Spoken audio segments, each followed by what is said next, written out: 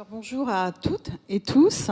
Alors moi je suis ravie d'introduire un nouveau programme que nous avons lancé donc à la dernière édition, un programme de mentorat grâce à notre partenaire Lofage qui nous a proposé d'accompagner, en fait, de faire accompagner par des femmes de culture, des jeunes femmes d'origine allemande qui avaient un projet, soit d'études, soit un projet d'entrepreneuriat, évidemment culturel, en France. Voilà. Donc, l'idée est de... alors, je dois présenter par contre les binômes. Oui, en effet, c'est un programme en fait où nous avions 5 binômes. Donc, on a lancé un appel à candidature pour des jeunes femmes allemandes, donc via Lofage. Et donc, nous avions 5 binômes. Alors, le premier binôme, c'était Isabelle Bertolotti, qui est historienne de l'art et directrice du musée d'art contemporain de Lyon et de la Biennale d'art contemporain de Lyon. Sveja Dekin, qui est artiste et étudiante en sculpture. Célia Véro, qui était directrice de la Fondation du patrimoine jusqu'à peu et qui est conseillère d'État. Et Julia Bischoff, qui est chef de projet management culturel. Et donc, elles vont nous faire un retour d'expérience tout à l'heure. Nous avions aussi Marialia Bestouguev, qui est directrice de l'innovation du 104, avec Anna Norris, Catherine Ruggieri, qui est inspectrice des affaires culturelles au ministère de la Culture, avec Jeanne-Louisa Hermel, et Fanny Cohen, chef de projet Ville de Paris, ex-secrétaire générale du Théâtre de Chaillot, avec Sonia Nikita. Alors tout d'abord, donc Anne, peut-être un mot sur Lofage, qui fête cette année ses 60 ans. Et ma deuxième question, alors un mot rapide, c'est en quoi en fait ce programme de mentorat culturel entre Lofage et les femmes de culture s'inscrit dans le cadre d'une meilleure inclusion des jeunes femmes allemandes dans le tissu culturel français et plus largement, on va dire, dans l'amitié franco-allemande. Merci beaucoup, Laurence. Juste peut-être avant de commencer, vous dire que on partage tous une pensée, je pense, pour les événements terribles qui se sont produits en Israël ce week-end, qui continuent de se produire, pour toutes ces victimes. Il y aura évidemment des femmes de culture parmi ceux-là, mais je pense que nos pensées sont plus larges que ça. Et voilà, je pensais que c'était important de pouvoir le mentionner.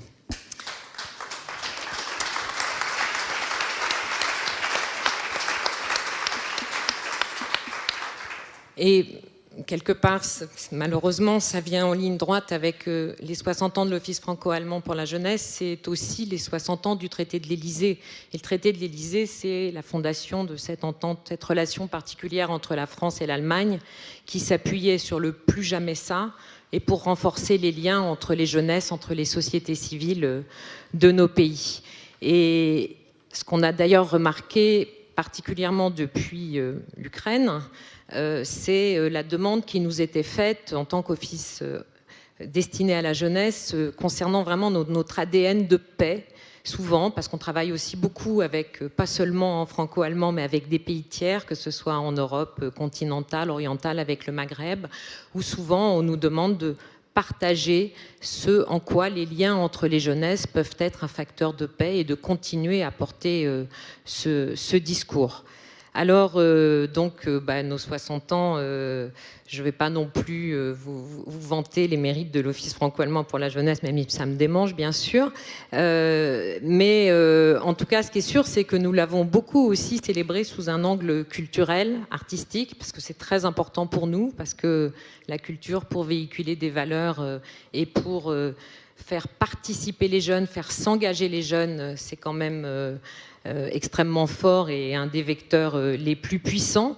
Donc nous avions eu l'occasion d'organiser un concert philharmonique de jeunes avec le dispositif Demos franco-allemand au Panthéon au moment du mois de janvier. On a fait faire une fresque sur nos franco-allemandes sur les murs de Lofage et on a surtout fait une grande un lab du futur, donc un programme sur plusieurs jours avec des Français, des Allemands, des Ukrainiens à Berlin, et dont la restitution était artistique et était vraiment portée par des jeunes artistes réfugiés ukrainiennes extrêmement impressionnants.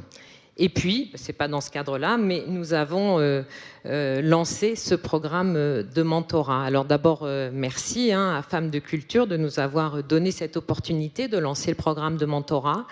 Ça nous paraissait important par le rôle que peut jouer le mentorat dans la transmission, dans les liens qu'il crée. Je crois que la sororité, Rima Abdul-Malak en a très bien parlé lors de sa vidéo, et ça fait partie du type de programme sur lequel on souhaite s'investir à l'avenir.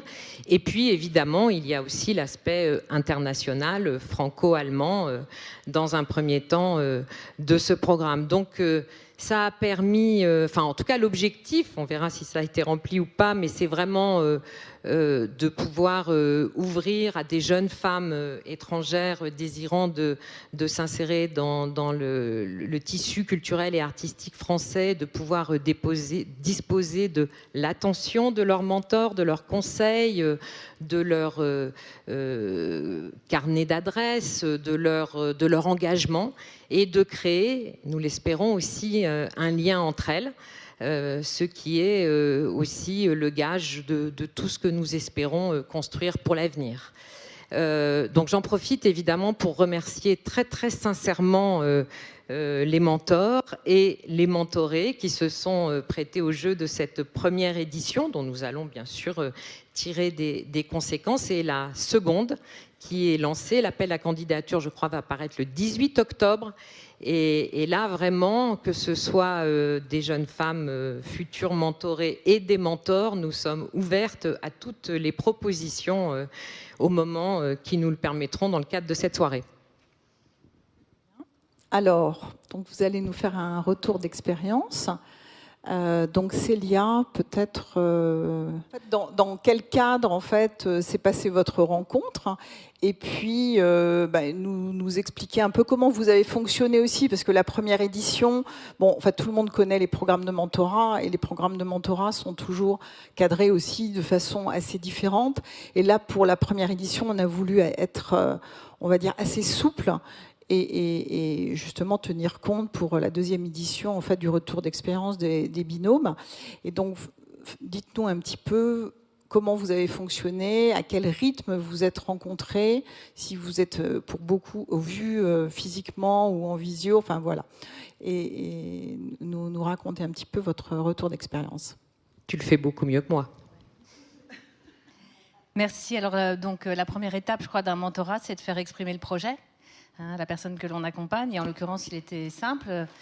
Julia travaille à Baden-Baden, mais elle vit à Strasbourg, donc elle est elle-même transfrontalière, et elle souhaitait pouvoir se projeter dans une future carrière du côté français.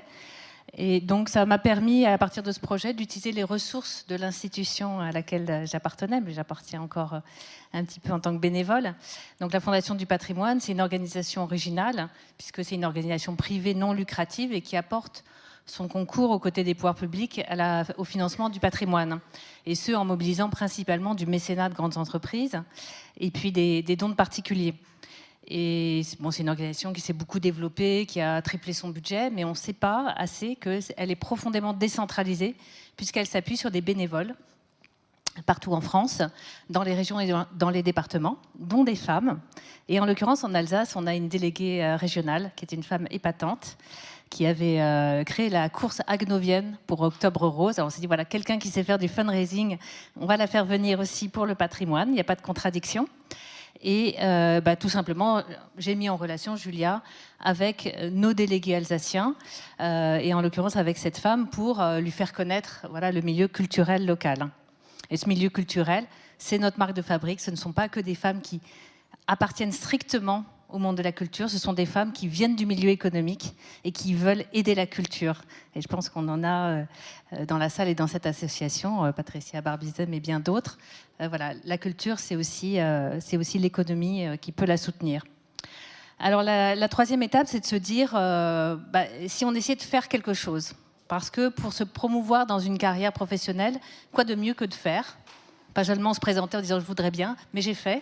Et justement, l'associatif et le bénévolat, ça sert à ça aussi, donc à montrer ses capacités à faire, à se faire connaître. Et en l'occurrence, Julia a elle-même organisé un événement franco-allemand, donc à l'occasion des Journées européennes du patrimoine. Hein, donc comme leur nom l'indique, elles sont européennes. Et donc à l'occasion des Journées allemandes à Baden-Baden et françaises à Strasbourg, le week-end suivant, elle a mis en relation elle-même des acteurs de la culture et du patrimoine. Alors la grande surprise, c'est que grâce à son entre-gens, on a pu se faire rencontrer des représentants de la collectivité européenne d'Alsace, notamment la sénatrice Sandrine Drexler et la maire de Bar, Nathalie Kaltenbach, qui est présidente d'Alsace Tourisme. Et donc elles ont rencontré à Baden-Baden Nicole Rasavi, qui est la ministre du Développement, donc de la Culture dans le Land de Baden-Württemberg. Et c'était des gens qui ne se connaissaient pas. Voilà, donc c'est Julia qui a fait se rencontrer des acteurs institutionnels qui auraient pu ou dû travailler ensemble au titre de la coopération décentralisée. Et je pense que le bilan, c'est que, d'une certaine manière, au travers de ce mentorat, Julia a pu identifier un besoin, elle va vous expliquer lequel, elle a pu définir un projet, mais aussi très concrètement, toutes les deux, avec nos bénévoles sur le terrain, eh ben, on a contribué à cette amitié franco-allemande. Cette amitié, c'est pas juste un mot dans un traité, c'est des relations personnelles. Étonnamment, peut-être sur place, les officiels et les personnalités ne se connaissent pas assez, chacun est de son côté, alors qu'il y a des liens culturels, historiques extrêmement forts, pas que des choses qui viennent d'un passé douloureux, mais aussi une vraie culture. Et donc, en se connaissant, en étant amis, et pas seulement mentor et mentoré, on peut créer des vraies relations et des vraies actions de coopération culturelle, puisqu'il y a des choses très concrètes qui vont déboucher de cet événement. Voilà, donc félicitations à Julia. Très bien. Alors Julia, peut-être, merci Célia, peut-être nous rappeler en fait votre parcours et votre actualité et ce que vous attendiez aussi de ce programme en candidatant. Merci Laurence, merci Anne.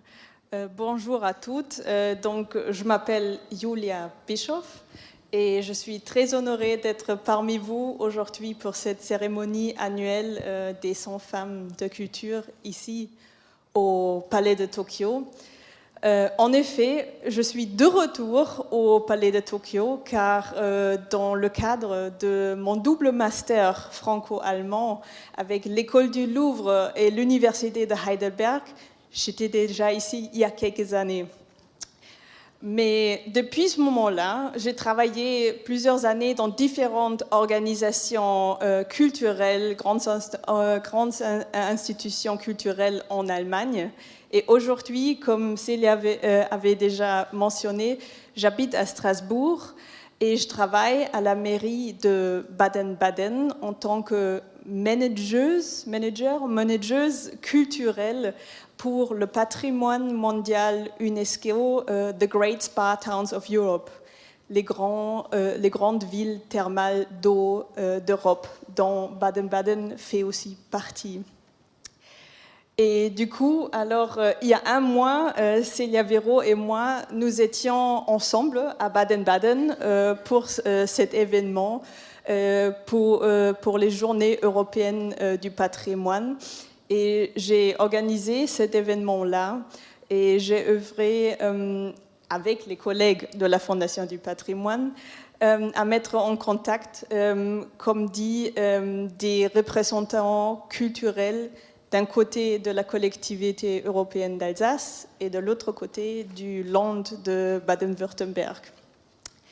Et du coup, cet événement-là et aussi ce programme de mentorat qui a donné lieu à des riches et multiples échanges avec Célia, m'a aidé à développer l'idée pour un projet de consulting culturel franco-allemand. Donc, ce que je propose, ou ce que j'aimerais proposer, c'est un service de conseil, d'accompagnement, de la mise en relation jusqu'à la mise en œuvre de projets transfrontaliers. Et je serais très heureuse aujourd'hui de pouvoir m'échanger avec vous à ce sujet-là. Et je suis tout d'abord très, très reconnaissante de cette expérience-là, cette expérience de ce programme de mentorat qui a été extrêmement riche pour moi. Donc, je tiens tout d'abord à remercier Célia Véraud, ma mentor, pour son temps, pour ses conseils précieux. Merci beaucoup à vous, Célia. Et aussi à l'association Femmes de Culture, notamment Stéphane. Merci beaucoup à vous. Et à l'OFAGE, bien sûr, dont Florence et toute l'équipe de l'OFAGE qui ont fait vraiment une organisation magnifique et un accompagnement très, très bien durant les derniers mois et merci beaucoup, qui m'ont beaucoup aidé. Merci. Merci Julia et Célia.